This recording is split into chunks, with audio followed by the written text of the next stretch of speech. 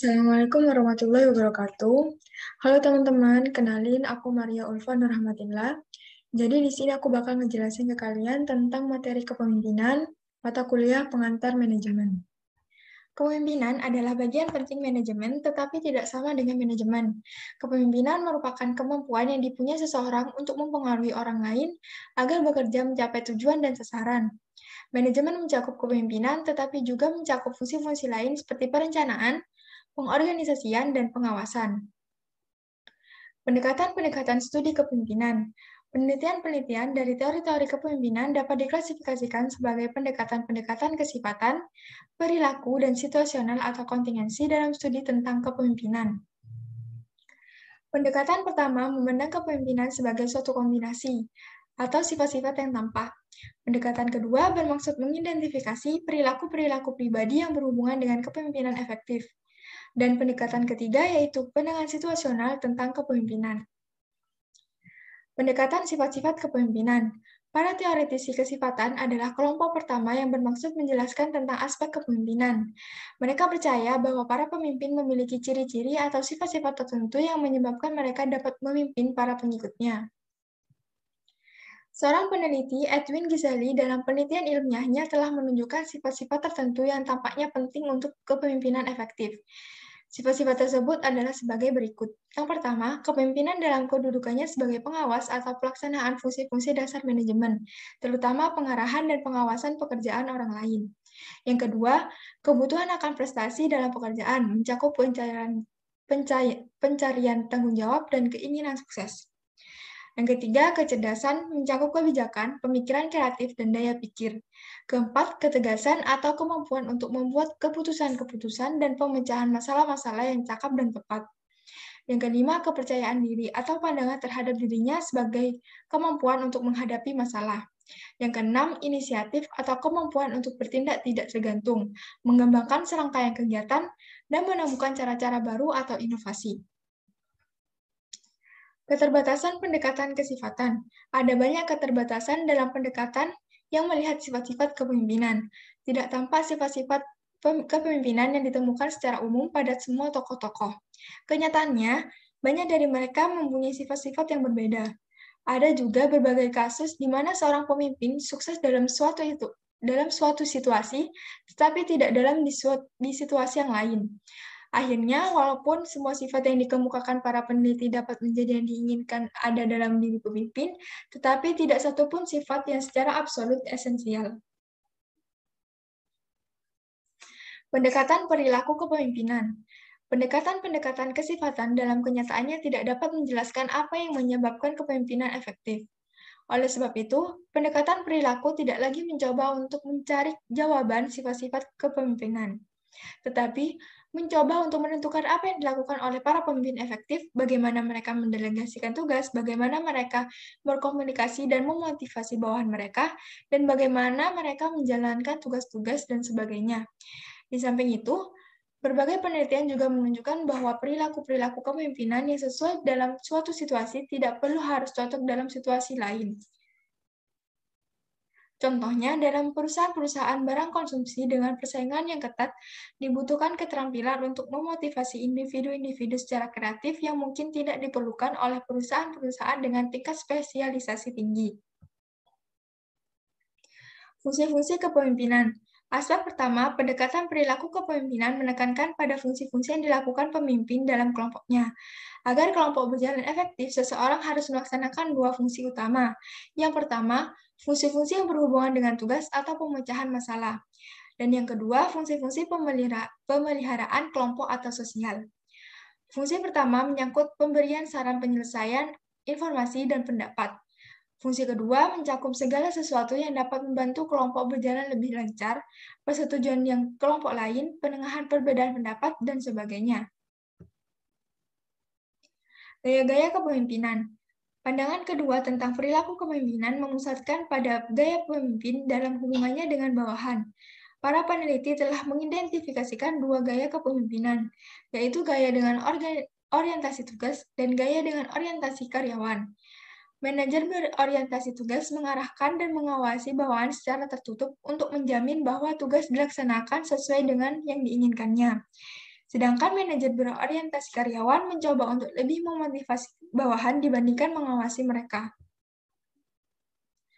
Teori X dan teori Y dari McGregor. Anggapan-anggapan teori X, rata-rata pembawaan manusia malas dan tidak menyukai pekerjaan dan akan menghindarinya.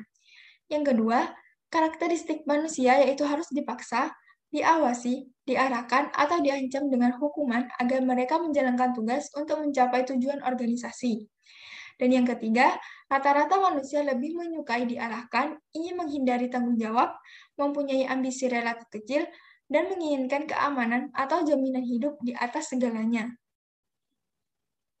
Adapun anggapan-anggapan dari teori Y, yaitu yang pertama, penggunaan usaha fisik dan mental dalam bekerja adalah kodrat manusia seperti bermain atau istirahat.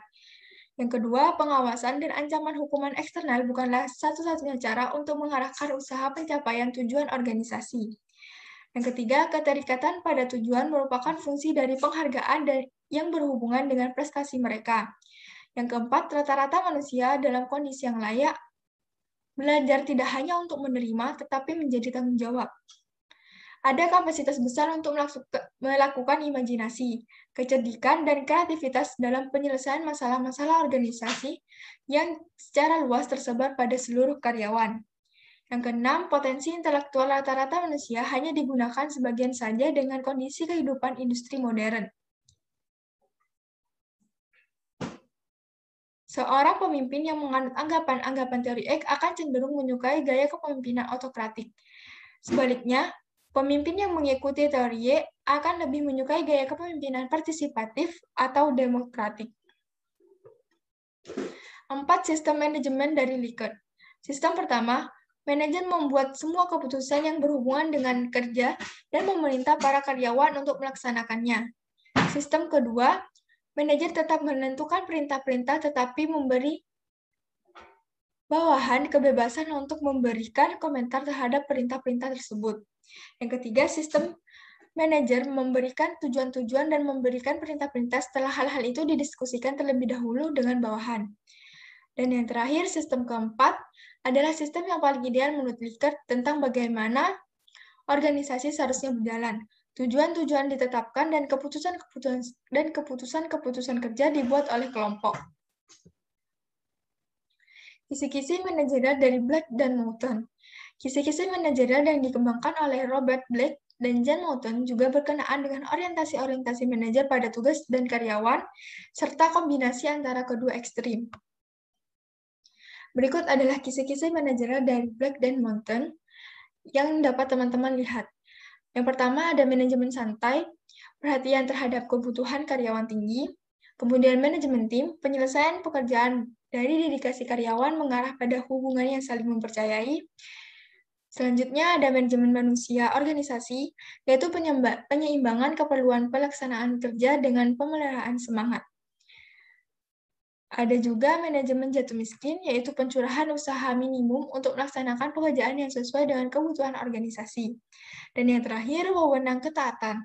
Efisiensi operasi dihasilkan dari penciptaan kondisi kerja dengan suatu cara dengan pelibatan manusia yang minimum.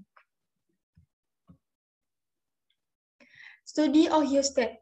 Para peneliti Ohio State University mengidentifikasikan dua kelompok perilaku yang mempengaruhi efektivitas kepemimpinan, struktur pemrakarsaan, dan pertimbangan. Berikut adalah kuadran dari gaya kepemimpinan Ohio State. Yang pertama, ada struktur rendah dan perhatian tinggi. Kemudian yang kedua, struktur tinggi dan perhatian tinggi. Yang ketiga, struktur rendah dan perhatian rendah. Dan yang terakhir, struktur tinggi dan perhatian rendah. Mereka menemukan bahwa tingkat perputaran karyawan adalah paling rendah dan kepuasan karyawan tertinggi di bawah pemimpin yang tingkat perhatiannya tinggi. Sebaliknya, pemimpin yang tingkat perhatiannya rendah dan struktur pemrakarsaannya tinggi menimbulkan banyak keluhan dan tingkat perputaran karyawan yang tinggi. Adakah gaya kepemimpinan ideal? Nah, pengalaman-pengalaman kepemimpinan mengungkapkan bahwa dalam berbagai situasi pendekatan autokratik mungkin yang paling baik.